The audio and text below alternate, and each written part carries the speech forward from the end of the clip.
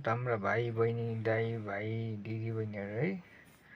जति पढ्नुहुन्छ नि है जति पढे नि रास्ता है जहाँ बाहिर देश पढाइ सिद्धेसी नेपाल आएर के गर्ने अरू काम केही छैन है भएको खेतबारी बिग्रियो बाँझै भयो वनमा र पहाडमा र उम्रियो है तपाईँले पढेपछि त्यही काम नेपालमा आएर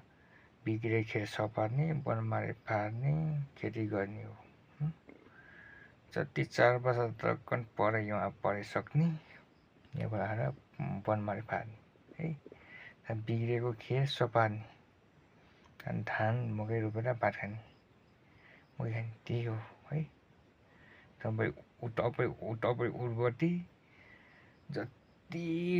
विदेशमा जति डिग्री पढ्नुहोस् है जति माथि पढ्नुहोस् उहाँ पढाइ सिद्धेपछि उहाँको सरकारले नेपाल पठाइन्छ नेपाल पठाएपछि तपाईँको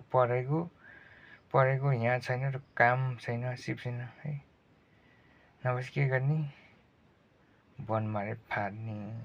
वनमारे काट्ने खेत बिराउने खोरिया फार्ने है बाबुबाजेको घर बिरुवा ढाल्नुपर्छ तपाईँ जति पढ्नुहोस् अमेरिका पढ्नुहोस् कोरिया पढ्नुहोस् जापान पढ्नुहोस् चीन पढ्नुहोस् है थाइल्यान्ड पढ्नु हङकङ पढ्नुहोस् जति जहाँ पढ्यो नि लास्टमा 4 वर्ष पढाइ सिद्ध्याउने यहाँ वनमारे फार्ने त्यहाँ त खेती गर्ने यहाँ खेती हुन्न खेती गर्नको लागि के गर्नु पर्यो भैँसी र गाई पाल्नु पर्यो त्यहाँ त्यो मललाई खेती हाल्नु पर्यो तिम्रो काम अब जति पढ्ने काम अब अरू काम त तपाईँको पढेको काम यहाँ छैन नेपालमा छैन त्यही वनमारे फार्ने खेती गर्ने है तपाईँले जति पढेको काम जति पढ्नु जति गर्नुहोस् सिप गर्नुहोस् यहाँ नेपालमा काम छैन काम छ वनमारे फार्ने त अब गएर हाम्रो देश बिग्रिन्छ नि हाम्रो खेतबारी बिग्रिन्छ नि तपाईँले लास्टमा हाम्रो खेतबारी वनमारे फालेर खेत सपार्ने धान जुलाउने त्यही काम हो अमेरिका पढ्नु जहाँ पढ्नु अस्ट्रेलिया पढ्नु जहाँ पढ्नुहोस् है लास्टमा नेपाल आउनुपर्छ तपाईँको 4 वर्ष तक अन्डर देश पढाइ सिद्ध्याउने पढाइ सिद्धेपछि पढेको सर्टिफिकेट ल्याउने नेपालमा आएर हाम्रो भाइ बहिनी दिदी बहिनीहरूले वनमारे फार्ने खोरिया फार्ने खोरियाको खेती गर्ने त्यही बिर्कपर भनेको लास्टमा तपाईँले गरेको पढेको बिर्कपर त्यही हो यहाँ नेपालमा टुङ्गो है